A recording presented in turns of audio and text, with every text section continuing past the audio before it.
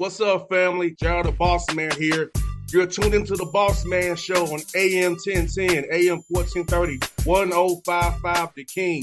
Let the King out at 105theking.com and the Bossman Show at bossmanshow.com. Hit me up on Instagram, the Bossman Show, Twitter at Bossman Show, and Facebook, Bossman Show. It's the Bossman on your radio. Listen to the Bossman Show with your host, JR, Saturdays at 9 a.m. right here on AM 1010, The King. What's up, good people?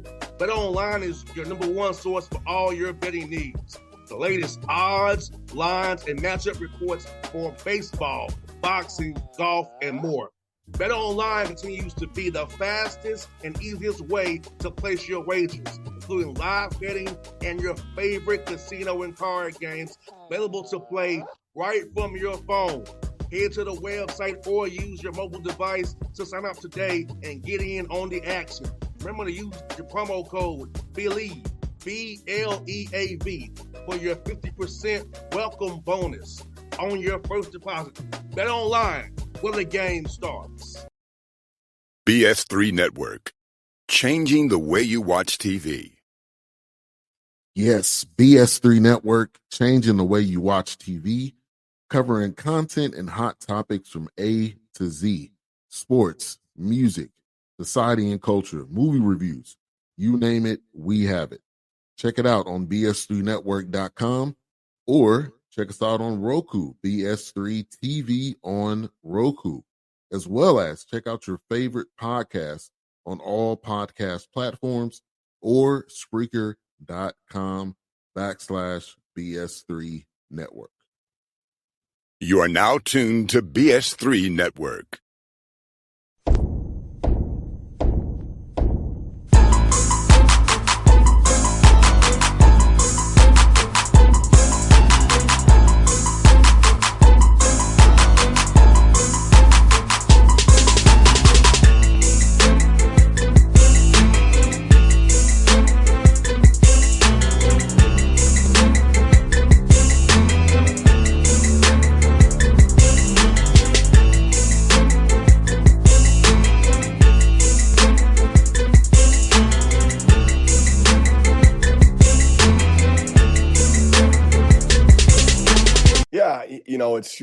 It's been an interesting year for us. I think we were really optimistic about our team coming into the season. And I think early on it was kind of playing out that way. And we knew going in that it was going to be a little unlikely that we were going to have Tyree Iheanacho. We kind of took him back with the idea that he was probably going to have to sit out, and we were good with that. We were playing pretty well, showing some resolve, getting better, winning some close games, but playing pretty well. When Tyree came back, we went out. I think he found out the night before we played Utah Tech while we were getting off the plane that he could play. Kind of based on all the court stuff that went on. And we played fantastic there. We went on the road. We went from there to Lincoln, and we played awesome in Nebraska. Now we lost the game, but we had a 10-point lead at Nebraska, and really playing well. We went home for Christmas break, and we had an ice storm up here when guys were trying to get back. And ice storms are rare up here in January, in end of December, just because usually the temperature doesn't allow rain. But it was ridiculous how thick of a layer of ice we had. And it was really difficult. Flights were canceled, really hard to get guys back. We got guys back. We got our whole team back basically the day before the St. Thomas game. And we looked like it. I think they ended up getting an extra couple days off, which led to about a 6-day break. And then we just turned around and played a game. And we really played poorly. They played exceptionally well. And we played like a team that had been on vacation for a week. And it's funny how that kind of just took away that mojo, that confidence, that air we kind of had going. And it took a little while to get that back. But, I'll give our guys a lot of credit. We were changing a little bit of a lineup because the addition of Tyree. Guys' roles were changing a little bit. We knew that we could have a team that would be better than the team that we had before Christmas. But we had to get back to that point. And sometimes it's really easy for players, for student athletes, when it's all of a sudden change and it's not going right and not going perfect, to kind of give up on that or start having some bad attitudes or just start making it about the wrong stuff. And man, our guys just kept on working for the right stuff. And I think it was at Omaha. We didn't play awesome at Omaha. We competed, but we just didn't play awesome. And then the switch kind of turned going into Kansas City, where all of a sudden we got a little swagger back. We got a little confidence back, and guys started defending better, showing more resolve. The thing in those 6 losses where we had double-digit leads in a lot of those losses in a row, but we didn't have a lot of resolve when teams made runs on us. And when team would make a run on us, we just didn't respond. And really, every game since then, I think we've had leads, and we've been able to manage to keep those leads. We've showed the resolve when we get a 10-point, 12-point lead at Kansas City or wherever it might be, at home against Oral Roberts or whoever it might have been. We just didn't allow a team to make a run to get back up on us. And same as St. Thomas this last game. A team that beat us pretty handily at our place, that's playing really well. We managed to take the lead kind of midway through that first half, and we never gave it up. And they tried making some runs because they're the kind of program that just doesn't give up. Like, they just keep fighting you. And I thought our guys showed a lot of resolve on the road in a tough environment to pull that one out. So it's fun to see the guys playing better. It's fun to see them playing with some confidence. You just can't take it for granted. You got to keep having gratitude and be humble and not get so caught up thinking you got crap figured out, because we haven't got anything figured out. The biggest thing we've got right now is we got some guys competing and really enjoying the competition.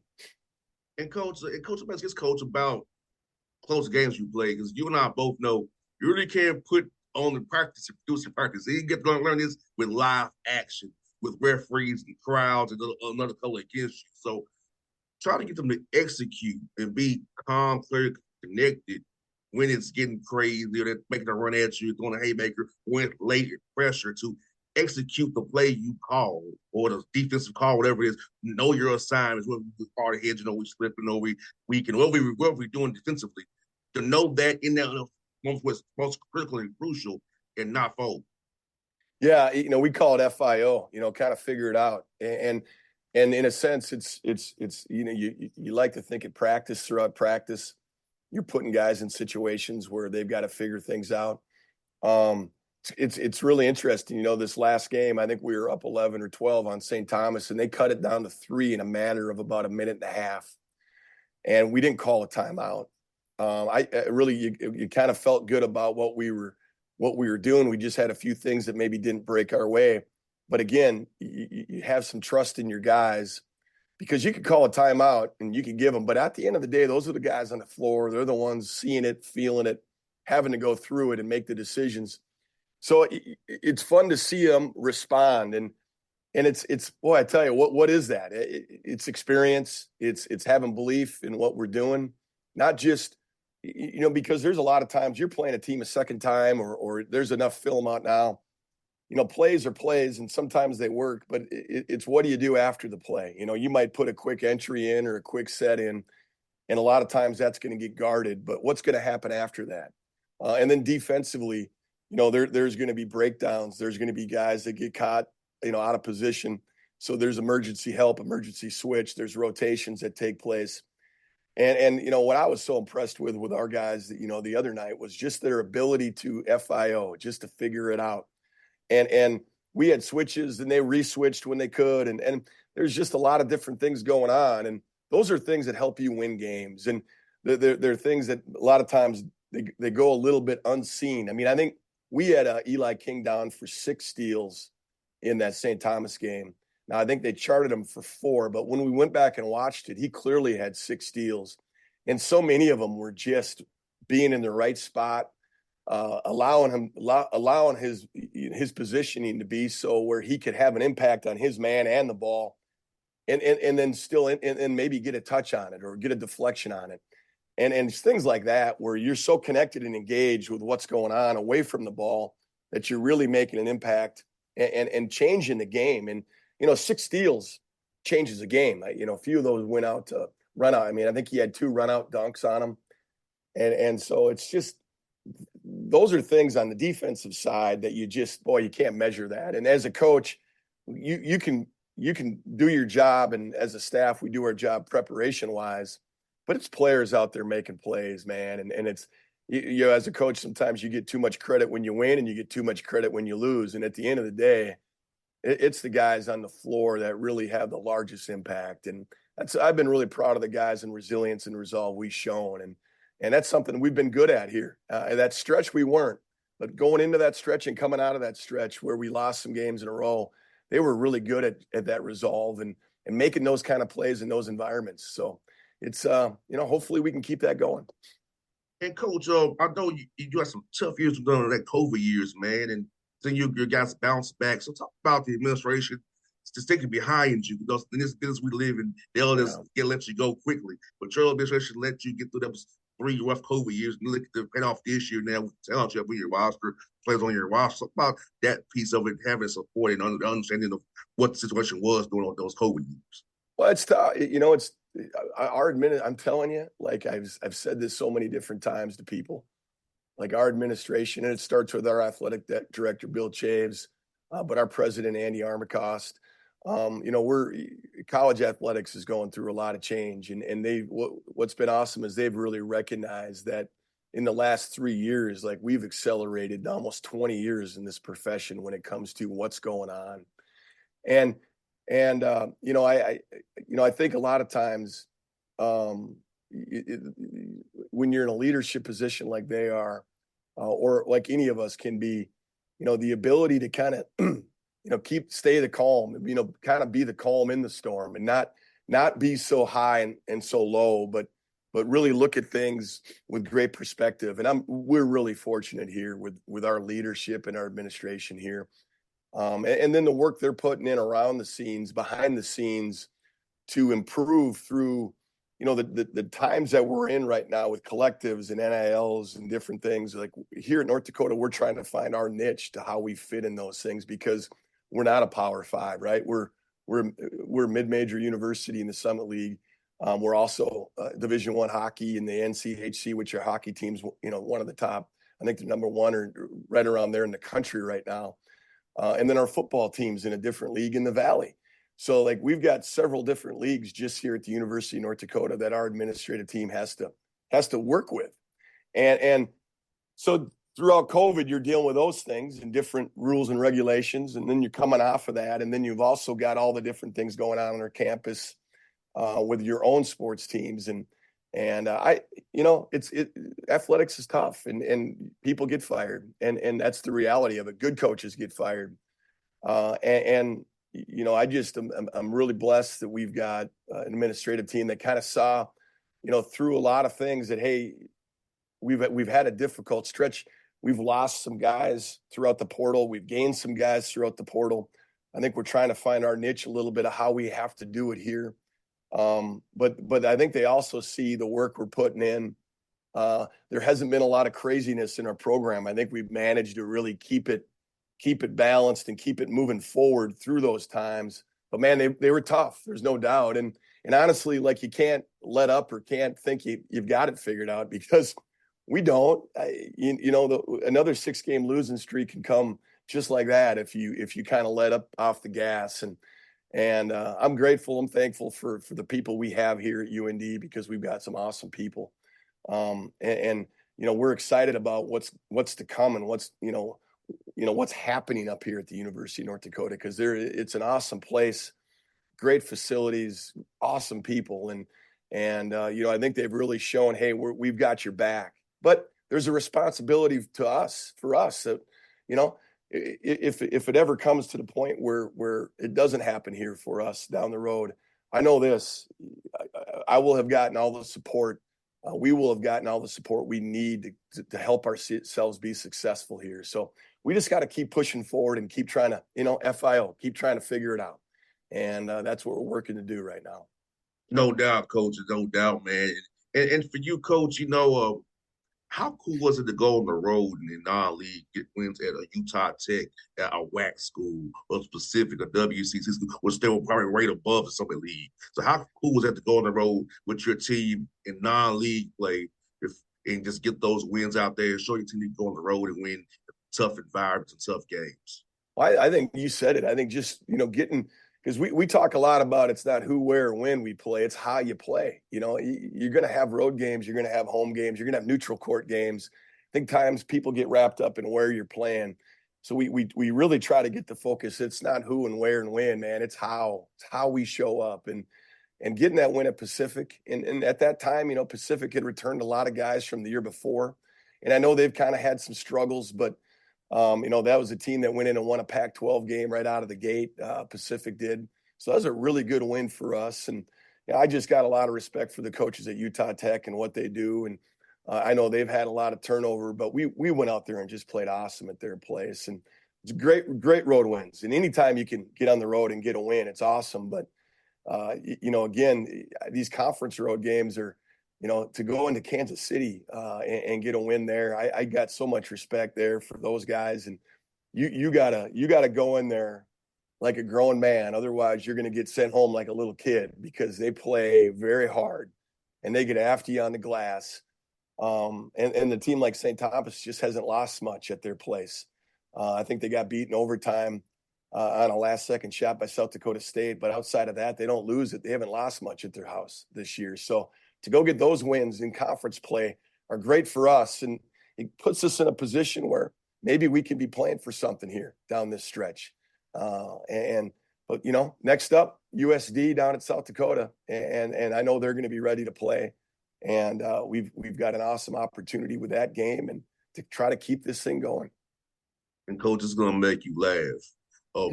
Coach Esposito with Kansas City, I was his basketball camp at 5 years old. Yeah. I was his camp at 5 years old. So where was that camp, can I ask? At Tennessee State, 5 years old.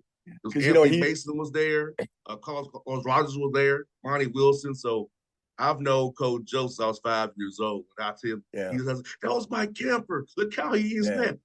Was Coach Patton on that? Was Ricardo Patton on that staff at Tennessee State then? Do you remember? Coach Patton was the old head. Yeah, I know he was there.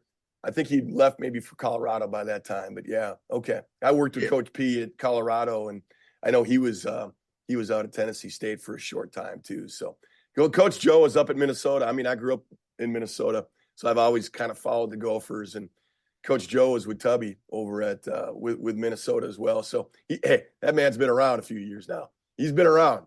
Yeah, it's always fun to see you, man. He's always energetic, Coach. I remember as a 5-year-old kid, we was doing those camper games, knockouts, and he was always as energetic even then. He's the same guy now, 35-some years later, the same guy. Yeah, he looks great. I know, he looks great. I think he's doing awesome.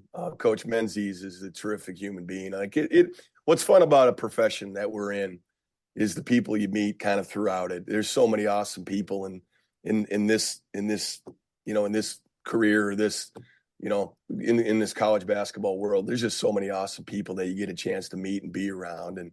And Joe's one of those guys. Coach Menzies one of those guys. And it's still fun to go in there and beat those guys at their place. But win or lose, I think it's always important how you handle yourself.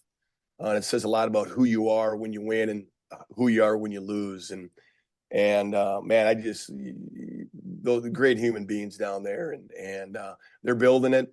I think they're, in their second year, and they're building it too. So we've all got a big job in front of us in this mid-major world of, how are we building our program? Things have changed so much in how you do it. And I think we're all trying to figure it out the best we can. And it's harder. It's challenging. There's different things that are coming up, but man, it still gives you goosebumps when you get to show up every day and coach basketball. You're so right, Coach. And for me, man, my career didn't work out the way I wanted it to work out, but being able to be around the game and, as a young kid, being a 4-year-old kid, going to basketball camp with Hubie Brown, even, who's still 90 years old doing his thing. He's still doing games. Yeah. He lives in Atlanta. Now I see him. He's so happy to see me because he knew I was in camp with him as a 4-year-old. It's just I was a young kid, basketball has been put in front of me by some great minds. So I've been blessed to be around. I get to talk about it every day. So it's like for me, man, if I let the career work out, I think it worked out for me anyways to be able to talk to you guys and be around the games, dude. Yeah, absolutely. No, it's like you said, there's a lot of awesome people you get a chance to meet through this profession, and I've been blessed that way, no doubt. And coach, for you, man, let me ask you this, man. As you all grow, man, and keep doing your thing, man, through the rest of the year, talk about getting better each day and wanting to peak at the right time, similarly tournament time, because you don't want to peak too early. So how talk about trying to pace your guys, you better every day to know that it really counts when it comes to that similarly tournament here at the end of the conference year.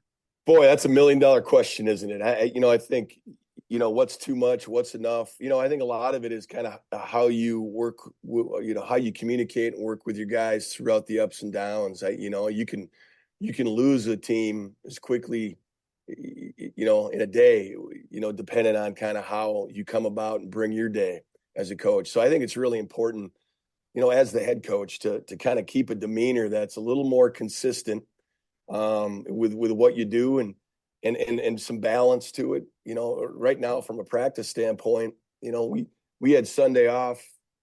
We went for about an hour on Monday, and we're not even doing a lot of full team film stuff right now. It's mostly just some small film position breakdown stuff, and you do that because I guess you don't want to necessarily watch film in front of everybody.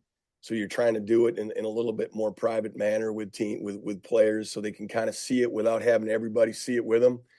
So it's all about maybe knowing your team and understanding what works best, and then throughout the year trying to continually streamline that to what operates and how do we, what do we got to do today. People get so excited about talking about your next game, but the most important thing after your game is, what meal are we having? What's our off day look like? And then let's come back on Monday and have a great practice, and let's bring the right mindset to that. It's really kind of narrowing that focus and not getting ahead of yourself. In my opinion, everybody does things differently. But at the end of the day, like it's what can we do today to help our team be the best it can be, practice at the highest level. And then, knowing that we've got a game coming up Thursday, we've got to do everything we can to prepare for Thursday without over preparing and killing them going into that game. Because as the old wise coach Darren Hansen used to say down in Omaha, we got to get them to the game too. Like you got to get them there. And sometimes you want to get them during practice so much that it's hard to get guys to the game. So, I mean, it's sometimes you can do it right, and sometimes you could screw it up. And that's just kind of the world we live in. And this profession's no different. Like hindsight's 2020, everybody's killing Dan Campbell for the Lions because he went for the field goal. I'm sorry, he went for the fourth down instead of the field goal in that playoff game. But that's what he did all year, and what you accept in victory, you got to accept in defeat. And that's kind of who they were. And I don't think any of those guys in his team are blaming him for what they did, because that's who they were. And I think as the season goes on, you're building your identity as a team, and this is who we are. So I think as a head coach, you got to continue managing that and making sure that identity is clear to the guys on what you want from your team and what you're trying to become, and not letting anything bump you off that, because we live in a world of distractions, man. Mm-hmm. Like so many things can bump people off their path. Defeats, losses, bad games can all of a sudden turn into a lot of drama and 2 or 3 days of just trying to get somebody back. But man, the world, as you know, the world past basketball is a lot rougher than that. Like, don't let things knock you off your path, because you're going to have a lot of crap in your life that happens to you, and you're going to have to be there for your family and not get knocked off your path. And so whether we win or lose on Thursday, we're playing really well right now, and other teams are too. So whether you win or lose on Thursday, let's not let that knock us off our path. Let's keep building, knowing that we've got a team that can go into a conference tournament and win 3 games in a row. That's all. I mean, that we know that.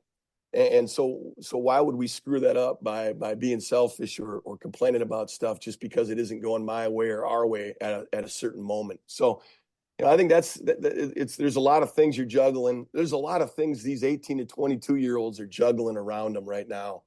And it's just another reason I'm just so proud of these guys so far, because when you lose 6 in a row, it's really easy for a lot of outside influences to tear a team down. Yes. And our guys did an awesome job of not allowing that to happen. That's not us as coaches that get credit for that. That's our players that get credit for that, because they kept the right mindset and really kept the belief that what we could become. And I'm not saying it was perfect and easy, but I'm telling you that they did an awesome job of keeping their mind right, knowing that we're there. We're close. We've shown glimpses of it. We just got to get back to the way we were. And then honestly, with the addition of Tyree, we knew that we could take another step. And I think we have. BJ Omat's playing awesome right now. We've just got our big guy, Amar Kajolovic, is just playing awesome right now. And we got other guys that are really finding that. They're finding it. And as we can keep getting everybody to that spot, you can be playing your best late. And that's what you want. In the mid-major level, when you're in a one-bid league, as we are right now, you want to be playing your best. It doesn't matter where you finish in the league. If you're playing the best in the league, you can make a run. And that's what we're hoping for.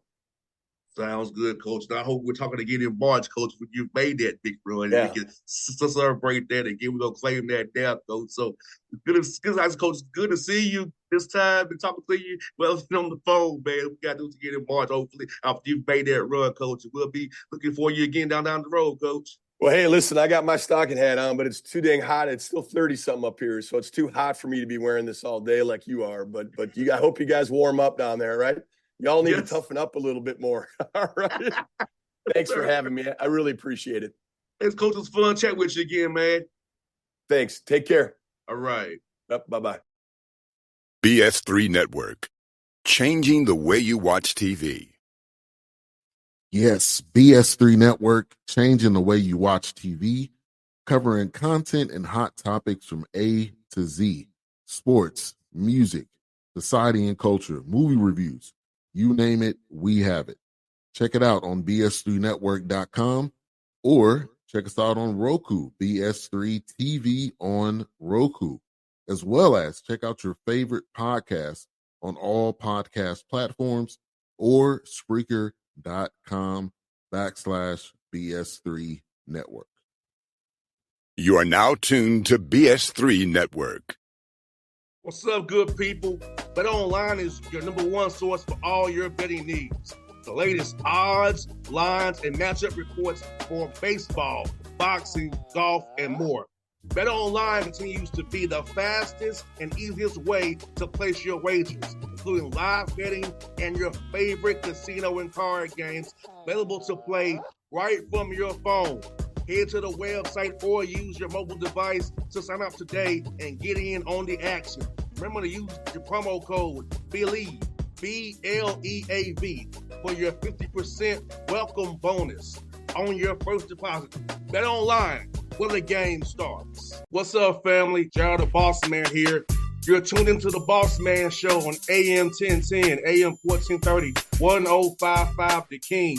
Let the King out at 105theking.com and the Bossman Show at bossmanshow.com. Hit me up on Instagram, The Bossman Show, Twitter at Bossman Show, and Facebook, Bossman Show. It's the Bossman on your radio. Listen to the Bossman Show with your host, JR, Saturdays at 9 a.m. right here on AM 1010, The King.